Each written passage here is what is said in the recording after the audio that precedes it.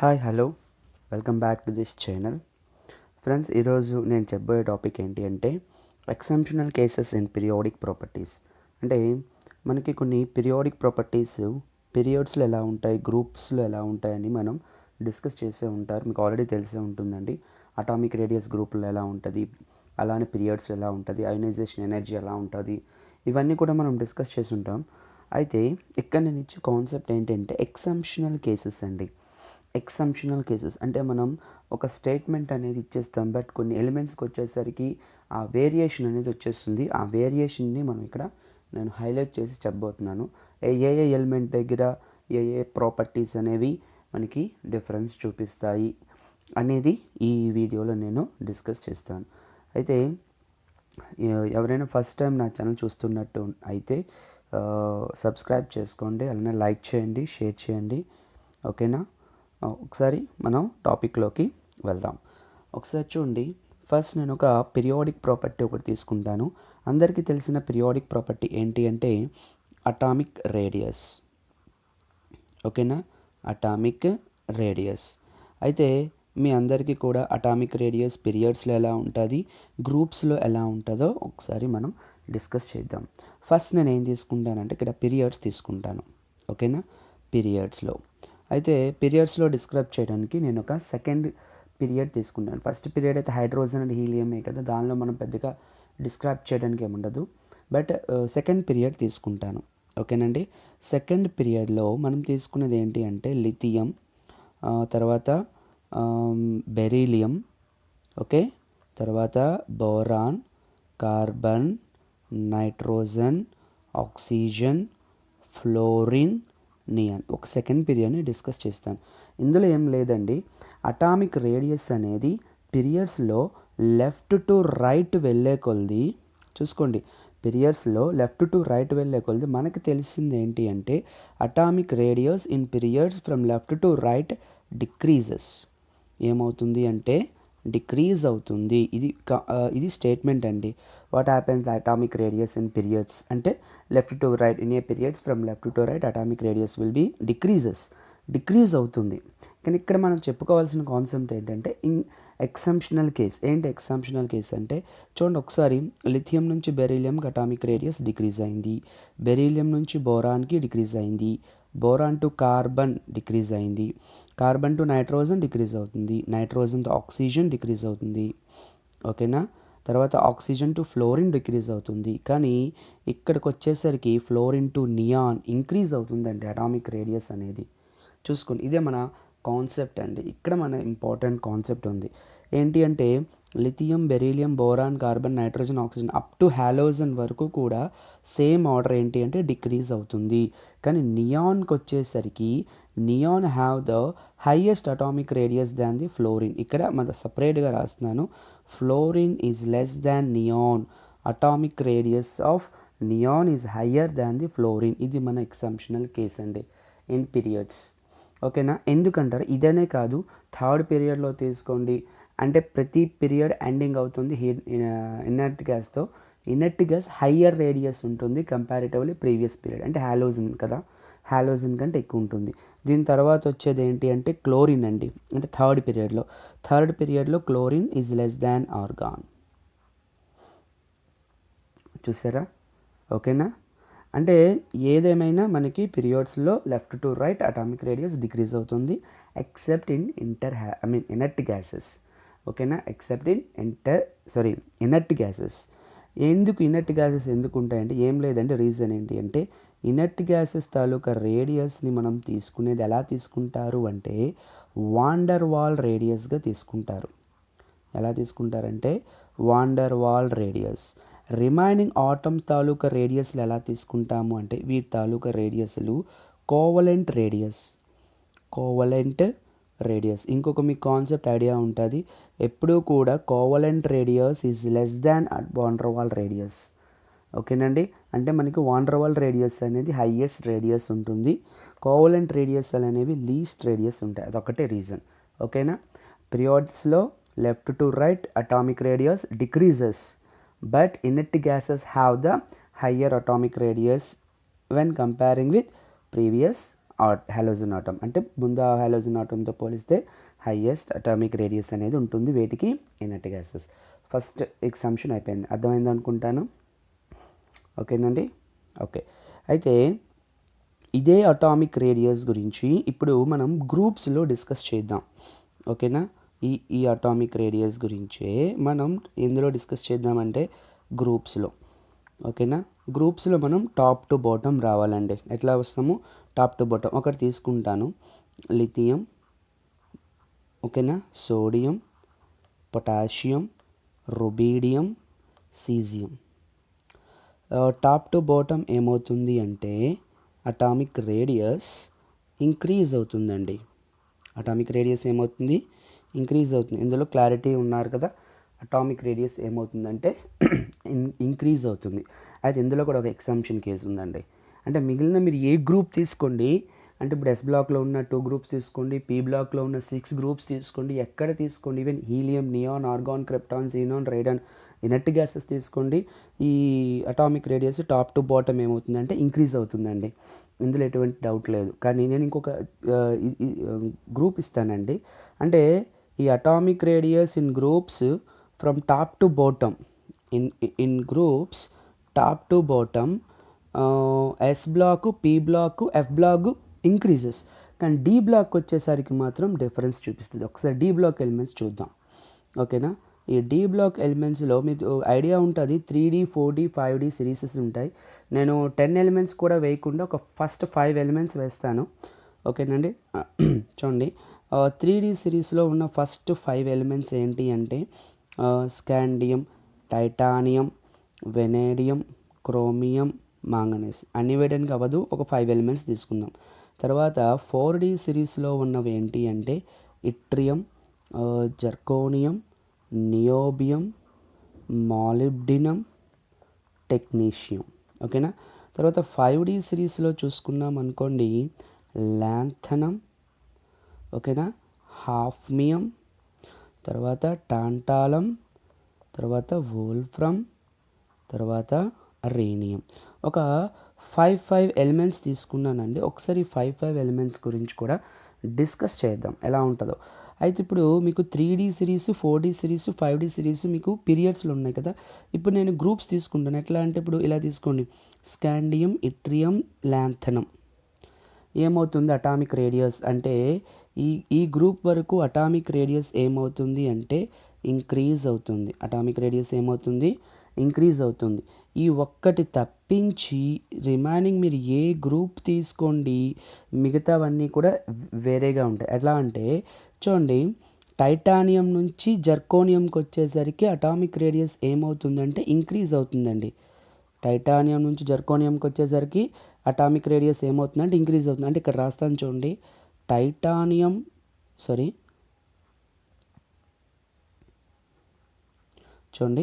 Titanium నుంచి జర్కోనియంకి వెళ్ళే కొలది అటామిక్ రేడియస్ ఏమవుతుందంటే ఇంక్రీజ్ అవుతుంది. జర్కోనియం నుంచి హాఫ్మియంకి వచ్చేసరికి, ఓకేనా, ఇదేంటంటే హెచ్ఎఫ్.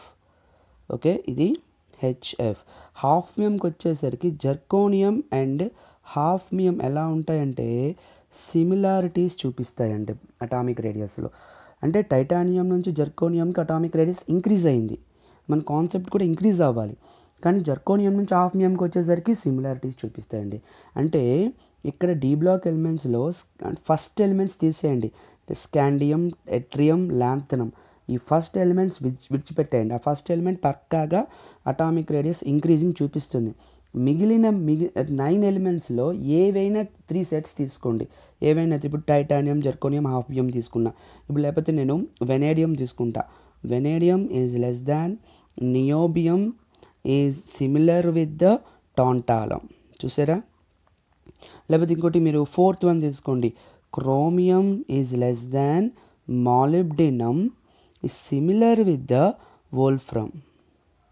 చూసారా? అంటే ఇక్కడ ఏమవుతుంది అంటే డి బ్లాక్ ఎలిమెంట్స్కి వచ్చేసరికి ఫస్ట్ స్కాండియం, ఇట్రియం, ల్యాంథనం వదిలేస్తే మిగిలిన 9 ఎలిమెంట్స్ కూడా 3D నుంచి 4Dకి వచ్చేసరికి ఇంక్రీజ్ అవుతుందండి. 3D నుంచి 4Dకి వచ్చేసరికి ఇంక్రీజ్ అవుతుంది. కానీ 4D నుంచి 5Dకి వచ్చేసరికి ఏమవుతుందంటే సిమిలారిటీస్ చూపిస్తుంది. ఏం చూపిస్తుంది? సిమిలారిటీస్ని చూపించేస్తుంది, సిమిలర్ వాల్యూస్ని చూపించేస్తుంది. దీనికి రీజన్ ఏంటి అంటే మనకి లాస్ట్లో ఉన్న 5D సిరీస్ ల్యాంథనమ్, హాఫ్నియం చూసుకుంటే lanthanum atomic number 57, hafnium atomic number 72. అంటే ఈ మధ్యలో ఒక 14 ఎలిమెంట్స్ ఉంటాయి. అవేంటి అంటే ల్యాంథనాయిడ్స్. ఈ ల్యాంథనాయిడ్స్లో ల్యాంథనాయిడ్ కాంట్రాక్షన్ అనేది వస్తుందండి. ఆ ల్యాంథనాయిడ్ కాంట్రాక్షన్ వలన ఈ ల్యాంథనమ్ తర్వాత వచ్చే ఎలిమెంట్స్ తాలూకా రేడియస్లన్నీ కూడా దాని పైనున్న గ్రూప్ తాలూకా, దాని పైనున్న పీరియడ్ తాలూకా ఎలిమెంట్స్తో సిమిలారిటీస్ చూపిస్తాయి. అంటే ఇప్పుడు zirconium, hafnium, niobium, tantalum, molybdenum, wolfram, technetium, rhenium, ఇవన్నీ కూడా సిమిలారిటీస్ అనేవి చూపించేస్తాయి. ఎందుకంటే ల్యాంథనాయిడ్ కాంట్రాక్షన్. అర్థమైందా కాన్సెప్ట్? అంటే ఇప్పుడు నేను అటామిక్ రేడియస్లో పీరియడ్స్లో లెఫ్ట్ టు రైట్ చెప్పాను, తర్వాత గ్రూప్స్లో టాప్ టు బాటమ్ చెప్పాను. క్లియర్ అయినా? ఓకేనా? ఇప్పుడు అయనైజేషన్ పొటెన్షియల్కి వెళ్దాం. అయోనైజేషన్ పొటెన్షియల్ చూడండి. అయోనైజేషన్ పొటెన్షియల్ అదేనండి, అయనీకరణ శక్తి అంటారు కదా, అయోనైజేషన్ పొటెన్షియల్ లేకపోతే అయోనైజేషన్ ఎనర్జీ అని కూడా చెప్తారు. ఈ అయోనైజేషన్ పొటెన్షియల్ గ్రూప్స్లో తీసుకున్నారు అనుకోండి, ఈ గ్రూప్స్లో ఎటువంటి ఎక్సంప్షన్స్ ఉండవండి. మ్యాక్సిమం పీరియాడిక్ ప్రాపర్టీ ఎట్లా అయితే ఉంటుందో అలానే ఫాలో అయిపోతుందండి. గ్రూప్స్లో టాప్ టు బాటమ్ వచ్చేసరికి అయోనైజేషన్ పొటెన్షియల్ ఏమవుతుంది అంటే డిక్రీజ్ అయిపోతుంది. అయోనైజేషన్ పొటెన్షియల్ ఏమైపోతుంది? డిక్రీజ్ అవుతుంది. ఇందులో ఎటువంటి ప్రాబ్లం ఏం లేదు, ఎందుకంటే టాప్ టు బాటమ్ మనకి అయానిక్ రేడియస్ ఇంక్రీజ్ అవుతుంది. రేడియస్ ఇంక్రీజ్ అవుతుంది కాబట్టి అవుటర్ మోస్ట్లో ఉన్న ఎలక్ట్రాన్ రిమూవ్ చేయడానికి లెస్ ఎనర్జీ అవసరం అయిపోతుంది కాబట్టి డిక్రీజ్ అయిపోతుంది. ఇది క్లియర్. ఓకేనా అండి? ఓకేనా? ఓకే. అయితే ఇప్పుడు ఇది అబ్జర్వ్ చేద్దామంటే పీరియడ్స్లో అబ్జర్వ్ చేద్దాం. ఏంటి? అయోనైజేషన్ పొటెన్షియల్ వాల్యూస్ని పీరియడ్స్లో అబ్జర్వ్ చేద్దాం. ఇన్ పీరియడ్స్ ఒకసారి చూద్దాం. ఇన్ పీరియడ్స్ యాక్చువల్లీ పీరియడ్స్లో మనం ఏం చెప్తాము అంటే లెఫ్ట్ టు రైట్ వెళ్ళే కొద్దీ అయోనైజేషన్ పొటెన్షియల్ అనేది ఇంక్రీజ్ అవుతుంది అని జనరల్గా మనకి స్టేట్మెంట్ ఇచ్చేస్తారండి. అయోనైజేషన్ పొటెన్షియల్ వాల్యూ అనేది జనరల్గా ఏమవుతుందని చెప్తారు అంటే ఇంక్రీజ్ అవుతుంది. లెఫ్ట్ టు రైట్ వెళ్ళే కొద్దీ అయోనైజేషన్ పొటెన్షియల్ వాల్యూస్ ఏమవుతాయని చెప్తారంటే ఇంక్రీజ్ అయిపోతుంది అని చెప్తారు. ఓకేనండి, ఇంక్రీజ్ అవుతుంది అని చెప్తారు. అయితే నేను ఒక పీరియడ్ తీసుకొని డిస్కస్ చేసేద్దాం, ఎందుకు మనకి క్లారిటీగా వచ్చేస్తుంది. ఓకేనా? అయితే యాక్చువల్గా అయితే ఇంక్రీజ్ స్టేట్మెంట్ ఇస్తారు. నేను ఒక పీరియడ్ తీసుకుంటాను. సెకండ్ పీరియడ్ ఈజీగా ఉంటుంది కదా. Lithium, beryllium, boron, carbon, nitrogen, oxygen, fluorine, neon. ఓకేనండి. అయితే ఇప్పుడు దీనికి సంబంధించి మనం ఒక పాయింట్ చూద్దాం. లిథియం ఇంక్రీజ్ అవుతుంది అంటున్నాం కదా అయోనైజేషన్ పొటెన్షియల్ వాల్యూ. లిథియం నుంచి బెరీలియంకి ఇంక్రీజ్ అయ్యింది, కానీ బెరీలియం నుంచి బోరాన్కి ఏమవుతుందంటే డిక్రీజ్ అవుతుంది. బోరాన్ నుంచి కార్బన్కి ఇంక్రీజ్ అవుతుంది. కార్బన్ నుంచి నైట్రోజన్కి ఇంక్రీజ్ అవుతుంది. నైట్రోజన్ నుంచి ఆక్సిజన్కి డిక్రీజ్ అవుతుంది. ఆక్సిజన్ నుంచి ఫ్లోరిన్కి ఇంక్రీజ్ అవుతుంది. ఓకేనండి. అంటే ఆక్సిజన్ నుంచి ఫ్లోరిన్కి ఇంక్రీజ్ అవుతుంది, ఫ్లోరిన్ నుంచి నియాన్కి ఇంక్రీజ్ అవుతుంది. క్లియరేనండి? అంటే ఇక్కడ మీరు ఎక్సెప్షనల్ కేసెస్ మనం డిస్క్రైబ్ చేసుకుంటే నేను ఒక చిన్న పాయింట్ చెప్పేస్తాను. ఏంటి అంటే ఓవరాల్గా పీరియడ్స్లో మనం చూసుకుంటే లిథియం నుంచి బెరీలియం అంటే సెకండ్ గ్రూపులో ఉన్న ఎలిమెంటు, ఓకేనండి, సెకండ్ గ్రూప్లో ఉన్న ఎలిమెంటు, తర్వాత 15th గ్రూప్లో ఉన్న ఎలిమెంటు, తర్వాత 18th గ్రూప్లో ఉన్న ఎలిమెంట్. అంటే నేను పీరియడ్ గురించే చెప్తున్నాను. బట్ ఇప్పుడు ఫర్ ఎగ్జాంపుల్ లిథియం సెకండ్ పీరియడే కానీ first group, beryllium second period second group, boron second period third group, carbon second period fourth group, nitrogen boron 13th group నా third, carbon 14th group, nitrogen 15th group. ఓకేనండి. ఆ విధంగా చూసుకుంటే second గ్రూప్లో ఉన్న element, 15th గ్రూప్లో ఉన్న element, 18th గ్రూప్లో ఉన్న ఎలిమెంట్స్ అనేవి దాని అడ్జసెంట్ ఎలిమెంట్స్ కంటే హయ్యర్ ఎనర్జీ ఉంటుందండి. మీరు అయనైజేషన్ పొటెన్షియల్ వాల్యూస్లో ఈ ఒక్క పాయింట్ గుర్తుపెట్టుకుంటే సరిపోతుంది. యాక్చువల్గా అయితే లెఫ్ట్ టు రైట్ ఇంక్రీజ్ అవుతుందండి, అది ఫాలో అవుతుంది. అయితే లాస్ట్ 18th వన్ మీరు ఎక్సెప్షనల్ ఏం కాదండి, ఫ్లోరిన్ నుంచి నియాన్కి ఏమవుతుంది, ఇంక్రీజ్ అవుతుంది కదా, ఈ క్లియర్గా ఇంక్రీజ్ అవుతుంది, అందులో ఎటువంటి ప్రాబ్లం లేదు. అయితే సెకండ్ 15th గ్రూప్ మీరు గుర్తుపెట్టుకోవాలి, ఓకేనా. అంటే సెకండ్ గ్రూప్లో ఉన్న ఎలిమెంట్ 15th గ్రూప్లో ఉన్న ఎలిమెంట్స్ మనకి highest. At the same time inert gases, always inert gases have highest ionisation energy. Clear ఏనండి, ఓకేనండి. చూడండి ఇక్కడ లిథియం నుంచి బెరీలియంకి ఇంక్రీజ్ అవుతుంది, బెరీలియం నుంచి బోరాన్కి డిక్రీజ్ అవుతుంది, ఎందుకంటే బెరీలియం సెకండ్ గ్రూప్లో ఉంది. బోరాన్ నుంచి కార్బన్కి ఇంక్రీజ్ అయింది, కార్బన్ నుంచి నైట్రోజన్కి ఇంక్రీజ్ అయింది, నైట్రోజన్ నుంచి ఆక్సిజన్కి డిక్రీజ్ అయిపోతుంది, ఎందుకంటే నైట్రోజన్ 15th గ్రూప్ ఎలిమెంట్. తర్వాత నియాన్ వరకు కూడా ఇంక్రీజ్ అవుతుంది. ఈ రెండింటికి రీజన్ ఏంటి అంటే ఇందులో ఆర్బిటాల్ పెనట్రేషన్ పవర్ వలన హయ్యర్ అయనైజేషన్ ప్రాపర్టీ చూపిస్తుంది, అయనైజేషన్ ఎనర్జీ. ఇక్కడ హాఫ్ ఫిల్డ్ ఆర్బిటాల్స్ ఉండడం వల్ల నైట్రోజన్ అనేది హయ్యర్ అయనైజేషన్ పొటెన్షియల్ని చూపిస్తుంది. అర్థమవుతుందా? బెరీలియంలో ఏముంది అంటే పెనట్రేటింగ్ పవర్ ఆఫ్ ఆర్బిటాల్ ఎక్కువ ఉంటుందండి. Penetration orbital penetrating power of orbital ఈ ఎనర్జీ ఉండడం వలన, ఈ పవర్ ఉండడం వలన ఏమవుతుందంటే సెకండ్ గ్రూప్లో ఉన్న ఎలిమెంట్కి ఎక్కువ, అంటే బెరీలియంకి ఎక్కువ అయనైజేషన్ ఎనర్జీ కావాలి. నైట్రోజన్కి వచ్చేసరికి ఎగ్జాక్ట్లీ హాఫ్ ఫిల్డ్ ఆర్బిటాల్స్ ఉంటాయి. హాఫ్ ఫిల్డ్ ఆర్బిటాల్స్ ఉండడం వల్ల ఏమవుతుంది అంటే higher stability. Inert gases higher stability, ఎందుకంటే కంప్లీట్లీ ఫిల్డ్ ఆర్బిటాల్స్ ఉంటాయి కాబట్టి 2, 15, 18 గ్రూప్లో ఉన్న ఎలిమెంట్స్కి పీరియడ్లో హయ్యర్ అయనైజేషన్ పొటెన్షియల్ వాల్యూస్ అనేవి రిక్వైర్డ్ అవుతాయి. ఇది క్లియర్ కదా, ఓకేనా. అంటే ఇప్పుడు మనం గ్రూపుల్లో డిస్కస్ చేసేసాము, తర్వాతను పీరియడ్స్లో కూడా డిస్క్రైబ్ చేసేసాం. ఇప్పటికీ 2 ప్రాపర్టీస్ డిస్క్రైబ్ చేశాను. ఇప్పుడు నెక్స్ట్ మన కెమికల్ ప్రాపర్టీ, ఇంకొక పీరియాడిక్ ప్రాపర్టీ ఏమిటి అంటే ఎలక్ట్రాన్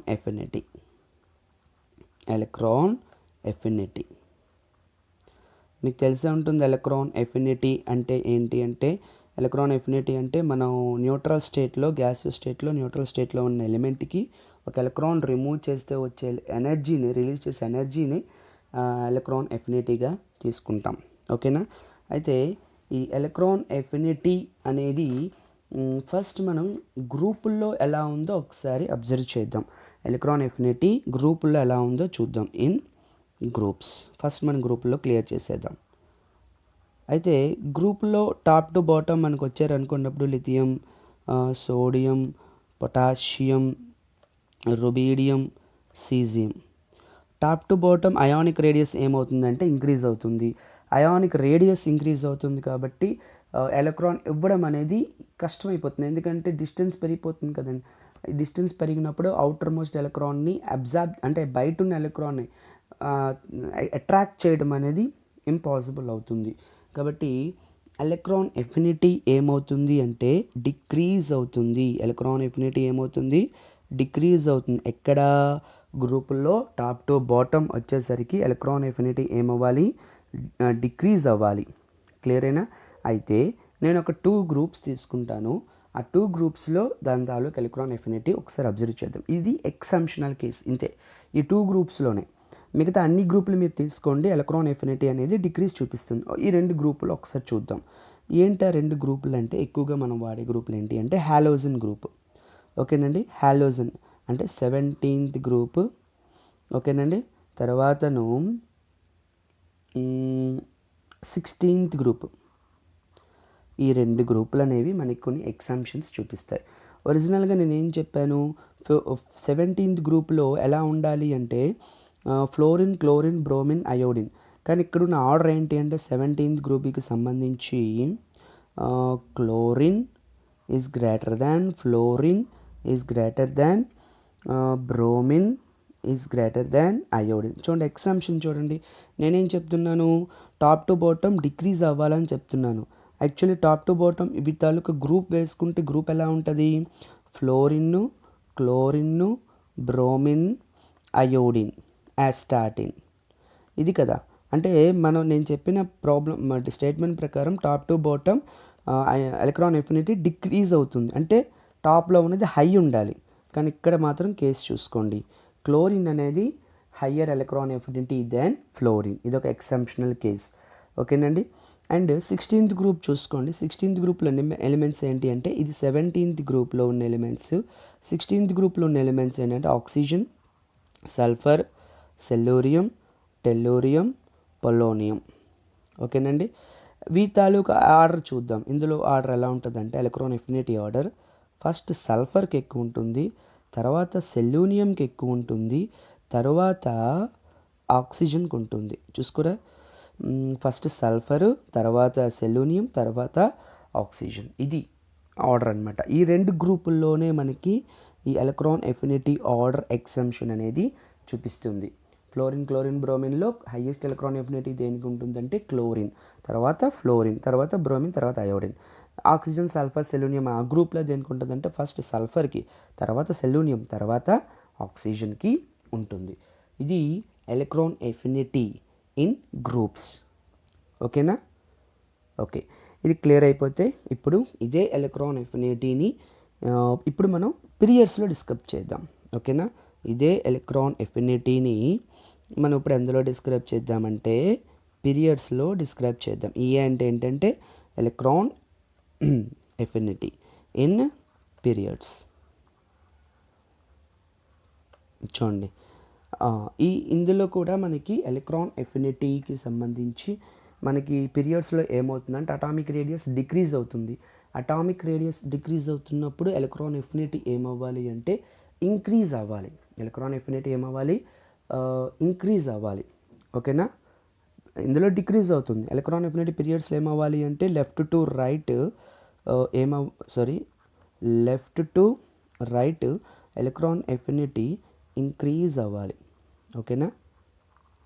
ఓకే, అయితే ఈ ఎలక్ట్రాన్ ఎఫినిటీలో మనకి వాల్యూస్ ఎలా ఉంటాయంటే హైయెస్ట్ ఎలక్ట్రాన్ ఎఫినిటీ దేనికి ఉంటుంది అంటే మనకి ఇనర్ట్ గ్యాసెస్సే మనకి హైయెస్ట్ ఎలక్ట్రాన్ ఎఫినిటీ చూపిస్తాయి. ఎందుకంటే ఇనర్ట్ కాన్ఫిగరేషన్ ఉంది కాబట్టి ఇనర్ట్ గ్యాసెస్. అయితే ఇక్కడ నేను చెప్పబోయే ఎగ్జంప్షన్ ఏంటి అంటే actually first electron affinity value అనేది అంటే EA1 EA2 ఉంటాయండి. ఫస్ట్ ఎలక్ట్రాన్ యాడ్ చేస్తే వచ్చే energy EA, first electron affinity. Second electron కూడా యాడ్ చేసినప్పుడు మనకు కొంత ఎనర్జీ యూజ్ అవుతుంది, అది సెకండ్ ఎలక్ట్రాన్ ఎఫినిటీ. ప్రతిదానికి ఫస్ట్ ఎలక్ట్రాన్ ఎఫినిటీ అనేది నెగటివ్ ఉంటుందండి, నెగటివ్. కానీ బెరీలియం, ఇది గుర్తుపెట్టుకోండి, beryllium, magnesium, nitrogen all inert గ్యాసెస్కి మనకి ఎలక్ట్రాన్ ఎఫినిటీ ఎలా ఉంటుందంటే పాజిటివ్ వాల్యూస్ ఉంటాయి. వీటికి ఎలక్ట్రాన్ ఎఫినిటీ ఎలాంటి వాల్యూస్ ఉంటాయి? పాజిటివ్. కానీ మిగతా వాటి అన్నింటికి జనరల్గా చూస్తే నెగిటివ్ ఉంటుంది. ఫస్ట్ ఎలక్ట్రాన్ ఎఫినిటీ వాల్యూ జనరల్గా ప్రతి ఎలిమెంట్కి ఎలా ఉంటుందంటే నెగిటివ్ వాల్యూ చూపిస్తుంది. కానీ బెరీలియం, తర్వాత మెగ్నీషియం, తర్వాత నైట్రోజన్, తర్వాత ఇనర్ట్ గ్యాస్కి అన్ని ఇనర్ట్ గ్యాస్, మీరు ఏ ఇనర్ట్ గ్యాస్ తీసుకోండి, ఎందుకు మనకి నెగిటివ్ రాదు అంటే ఇనర్ట్ గ్యాసెస్లో octet rule, outermost electron configuration ఏంటంటే S2p6 8 ఎలక్ట్రాన్స్ ఉంటాయి. స్టెబిలిటీ ఉంటుంది. స్టెబిలిటీలో ఉన్నప్పుడు మనం ఎలక్ట్రాన్ యాడ్ చేయడం చాలా కష్టం. కాబట్టి హయ్యర్ ఎనర్జీ కావాలి, తర్వాత అది కూడా పాజిటివ్ ఎనర్జీ, అంటే మనం ఎక్స్టర్నల్గా ఇవ్వాలి. పాజిటివ్ నెగిటివ్ అంటే ఏం లేదు. పాజిటివ్ వచ్చింది అంటే ఇదేంటి అంటే ఎగ్జోథర్మిక్ రియాక్షన్, అంటే ఎనర్జీని రిలీజ్ చేస్తుంది అని అర్థం. పాజిటివ్ అంటే ఏంటి అంటే ఎండోథర్మిక్ రియాక్షన్, అంటే మనకి ఎనర్జీని మనం ఇస్తేనే అది అబ్జర్వ్ చేసుకుంటుంది ఎలక్ట్రాన్ని. ఓకేనండి? ఇది అంటే బెరీలియంకి, మెగ్నీషియంకి, నైట్రోజన్కి, ఇనర్ట్ గ్యాసెస్కి ఫస్ట్ ఎలక్ట్రాన్ ఎఫినిటీ వాల్యూస్ ఎలా ఉంటాయి? పాజిటివ్. రిమైనింగ్ వాటన్నిటికీ ఎలక్ట్రాన్ ఎఫినిటీ వాల్యూస్ ఏముంటాయి అంటే నెగిటివ్. క్లియరే? ఓకేనా? ఓకే, అయితే ఇంతవరకు మనం ఎలక్ట్రాన్ ఎఫినిటీల గురించి కూడా డిస్కస్ చేసేసాం. అయితే ఇప్పుడు మనం డిస్కస్ చేస్తున్నాం దేని గురించి అంటే ఎలక్ట్రాన్ నెగటివిటీ. Electron negativity. అయితే ఈ electronegativity top to bottom గ్రూప్స్లో చూడండి, ఇందులో చిన్న ఎక్సెప్షనే ఉంది, ఈజీగా ఉంటుంది. గ్రూప్స్లో టాప్ టు బాటమ్ మీరు వచ్చారు అనుకోండి, సైజ్ ఏమవుతుంది, ఇంక్రీజ్ అవుతుంది. సైజ్ ఇంక్రీజ్ అయితే ఎలక్ట్రాన్ నెగటివ్ అంటే ఎలక్ట్రాన్ అట్రాక్ట్ చేసే టెండెన్సీ ఎలా ఉంటుంది, తక్కువ ఉంటుంది. కాబట్టి గ్రూప్స్లో డిక్రీజ్, ఇందులో ఎటువంటి ఎగ్జామ్షన్ ఏం లేదు. అయితే పీరియడ్స్లోకి వచ్చేసరికి లెఫ్ట్ టు రైట్ వెళ్ళే కొద్దీ సైజ్ డిక్రీజ్ అవుతుంది. కాబట్టి ఎలక్ట్రాన్ నెగటివిటీ అనేది ఇంక్రీజ్ అవుతుంది. ఎలక్ట్రాన్ నెగటివిటీ ఏమవుతుంది, ఇంక్రీజ్ అవుతుంది. Except inert gases, except inert gases